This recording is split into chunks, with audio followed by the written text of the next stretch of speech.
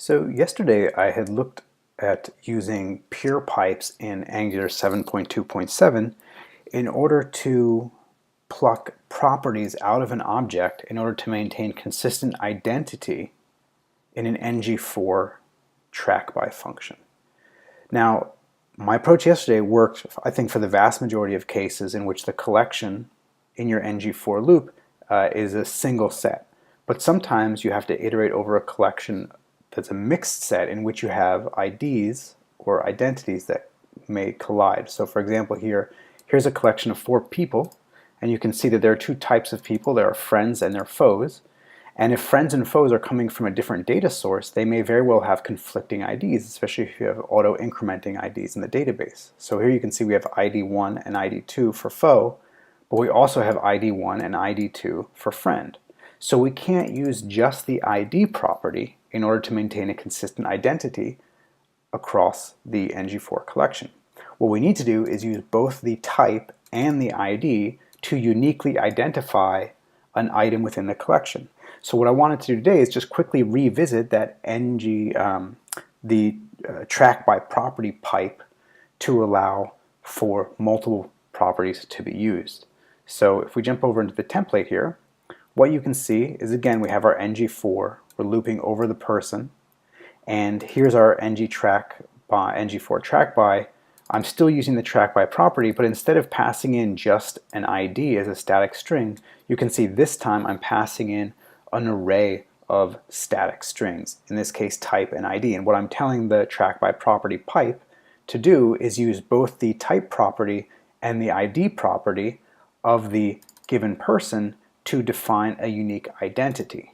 So first, let's just make sure that this works. So if we jump over into the demo and let's refresh, you can see here I have a spy, which is a little attribute directive on each one of these items, and it's telling us when that DOM node gets initialized. And you can see we have one for each of the items. Now if I clear this, you can also see I'm generating a TrackBy for both the type and ID properties. So now if I toggle the people, so I destroy them all, and then I recreate the list here, you can see again I have the spy, which makes sense. Now if we clear this, and instead of destroying them, we just cycle, which means that we're just recreating the entire data structure, you'll notice that we don't get any spy activity here. And that's because by using the type and ID properties to maintain identity of that object across cycling, Angular is able to see that the new data structure maps to the old DOM nodes because the ID and the type remain consistent. Alright, so let's take a quick look at how the TrackBy property was updated. So here's the TrackByPropertyPipe. It's still pure, and here's a great thing about Angular. Let me just jump back here for a second. Angular won't recreate this array during each digest, which you might think would happen since it might be evaluating this expression over and over again. But in fact, it doesn't do that. It will maintain this array, and it will only update it if it has dynamic portions. But in this case, we don't have any dynamic portions. All of our values here are static, so it never recreates it. Pretty awesome. Go Angular. So coming back here to our pipe, you can see that I've updated the function signature for the transform to be overloaded to allow for a couple of different things. One is our single property, so just passing in, say, ID. Now also the ability to pass in an array of property names, in this case type and ID. And then while I was at it, I threw in the static value index, which will create an identity function that uses the collection index as opposed to any property on the item. So the method just now needs to follow some branching logic, because now we need to handle arrays, we need to handle the index, and then of course we need to fall back to our original approach, which was just to take a property name and pluck that off the item and use that as the identity. And you can see here with the index one, all I'm doing is returning the index of the collection instead of trying to pluck something off of the item. But those are the simple cases. Let's just take a quick look at the array. If you pass in an array of property names, what I'm doing is I'm collapsing the collection of names, so type and ID, into a single string, and then I'm using that as the cache key, because again, I'm caching these functions across the application. Since they're bound to static property names, there's no need to have to regenerate these functions over and over again throughout the application lifecycle.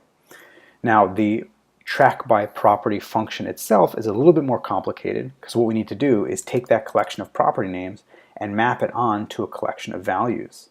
So what I'm doing is creating an array of values inside the TrackByProperty function.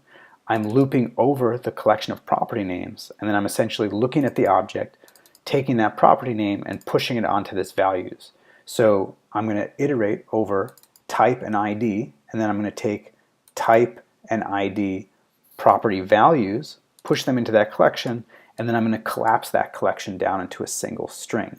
And then we're going to use that single string as the identity of the object across the life cycle of the NgFor. So essentially, Liz friend becomes something like, let's say, one friend, right? That'll be the identity of that particular object. And as far as Joe Foe, he would be something like two Foe. And by using this generated identity with the multi-properties, we can again maintain a consistent identity of these records even after the underlying data structure is being destroyed and recreated with this cycle, right? We're never changing the DOM nodes. So anyway, I just didn't want to leave yesterday's experiment sort of unfinished. It occurred to me that I could update the TrackByPropertyPipe to allow for multiple properties as well as indexes. And at this point, it essentially covers, I think, every use case for a TrackBy that I've had to use in an Angular application. So what this means is that I could essentially use this TrackByPropertyPipe to implement all of my NgForTrackBy input bindings, and I'll probably never have to actually define a function or a method on my component class, unless, of course, I don't have the pipe available. But this just seems like a pretty useful thing to have.